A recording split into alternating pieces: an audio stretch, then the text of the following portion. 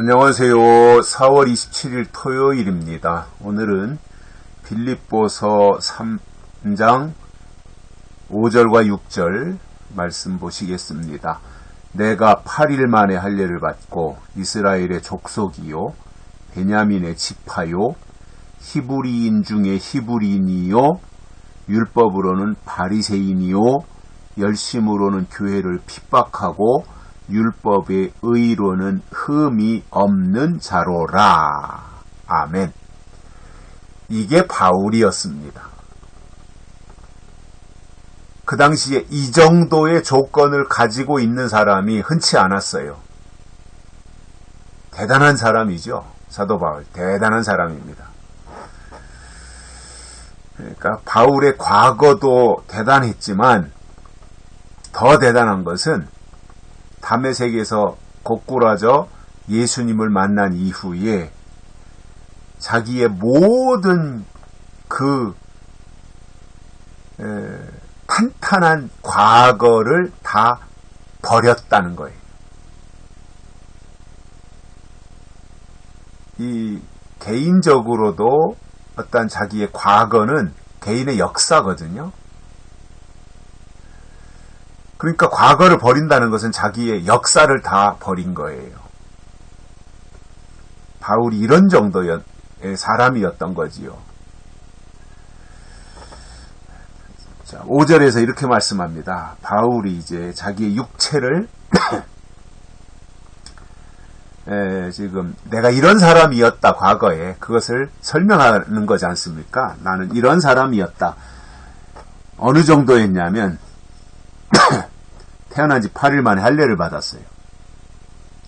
이거는 유대인들에게 필수 과목이죠. 태어나면 8일 만에 아브라함의 후손은 8일 만에 할례를 받아야 되는데 바울은 그것을 지켰습니다. 그러니까 그 부모가 대단한 거죠. 또 이스라엘 족속이에요. 이스라엘 족속이에요. 히브리 민족이죠. 이스라엘 족속. 그러니까 혈통에 아무 문제가 없어요. 그야말로 참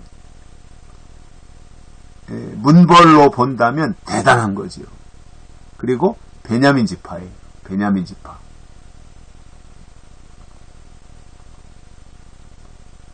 그러니까 이 베냐민 지파니까 뭐예요?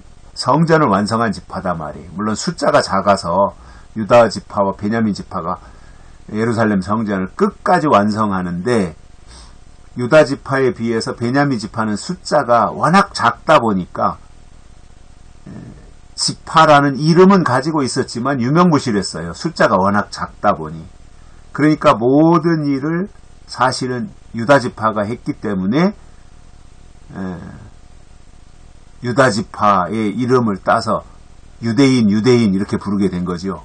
그리고 그들이 콧대가 높았던 것은 우리는 성전을 완성했다라고 하는 것 때문인데 사실은 베냐민 지파가도 성전을 완성하는데 끝까지 참여했던 지파예요. 10지파가 다 도망갔을 때 10지파가 다 사마리아로 여로보암을 쫓아서 갔을 때 남아있는 지파가 유다 지파와 베냐민 지파였거든요. 그들이 끝까지 성전을 완성했어요. 대단한 거지요. 그 베냐민 지파 출신이었습니다. 바울이. 그리고 히브리인 중에 히브리인이에요. 대단해요. 히브리 민족이었다. 히브리가 뭐예요? 강 건너온 민족이다 말입니다. 히브리 민족. 강 건너왔다. 즉 아브라함의 후손이다 그 말이에요. 아브라함이 강 건너왔잖아요. 이 히브리 민족이에요. 그러니까 그 당시에 뭐 최고지요. 히브리 민족 하면. 하나님의 혈통이잖아요. 히브리 민족. 하나님의 혈통. 아브라함의 혈통. 이삭, 야곱으로, 요셉으로 이어지는 그 혈통. 그러니까 참 얼마나 대단한 사람이에요. 율법으로는 바리새인이에요. 바리새인. 그 당시에 바리새인 하면 뭐 최고죠. 최고. 바리새인. 가만히 있어도 뭐 먹고 사는데 지장이 없을 정도가 됐던 것이 바리새인이었으니까. 그러니까 뭐 이게 흠잡을 데가 없는 사람이에요. 이런 바울을 누가 흠집을 낼 수 있어요. 누가 꼬투리를 잡아요? 누가 발목을 잡아요? 이런 바울을. 그러니까 기세등등했던 거죠. 그래가지고 예수, 난데없이 나타난 예수가 무슨 뭐 하나님의 아들이라 그러고 사람들을 몰고 다니고 하니까 그들을 다 없애버리려고 했던 것이 바울이잖아요. 그러다가 이제 자기가 고꾸라졌던 거지요. 아무튼 바리새적인 입장에서 보면 바울의 생각이 맞아요. 그때 당시에 바리새인의 입장에서 보면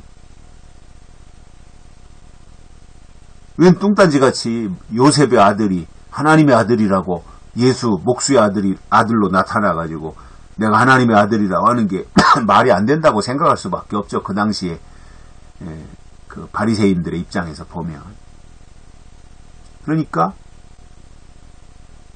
율법적으로는 바리새인이니까 대단한 거죠. 그 당시에. 또 열심으로는 교회를 핍박하던 자예요. 그 정도로 열심히 있었어요. 바리새교회 워낙 열심히 하다 보니까 교회를 향해서 핍박한 거예요. 당연하게 생각한 거예요. 핍박하는 건 저건 당연한 거예요. 핍박이라고 생각한 것이 아니라 저 교회, 저 예수 쫓아다니는 사람들은 다 없애버려야 된다고 하는 것을 당연하게 생각하고 그것이 하나님의 뜻이라고 굳게 믿고 있었던 것이 바울이었던 거죠.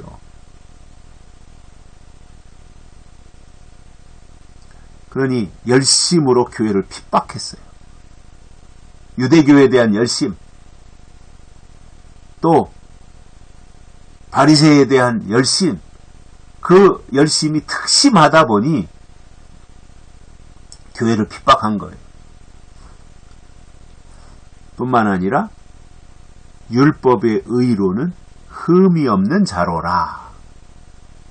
율법적 기준에서 볼 때 바울은 흠이 없는 자예요. 율법적으로. 뭐 출신도 좋은 데다가 이렇게 모든 면에서 갖춰져 있으니 잘못할 게 없잖아요. 그러니까 율법의 의의에 비추어 보면 흠이 없는 거예요. 흠 잡을 데가 없는 거예요. 어떻게 흠을 잡아요? 흠 잡을 게 있어야 흠을 잡는 거지요. 이 정도로 출신 성분에서부터 그가 가지고 있는 모든 부분이 다 두루 골고루 갖춰져 있는데 어떻게 발목을 잡아요? 이런 사람을. 그러니 육체로 보면 바울 같은 이가 없어요.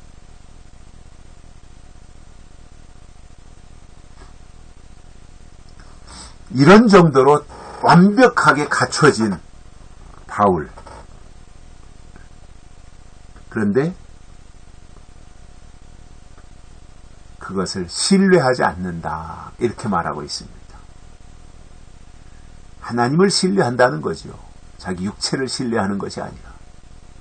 이것이 바울의 고백이고 바울의 자세입니다. 여기까지 하겠습니다. 고맙습니다.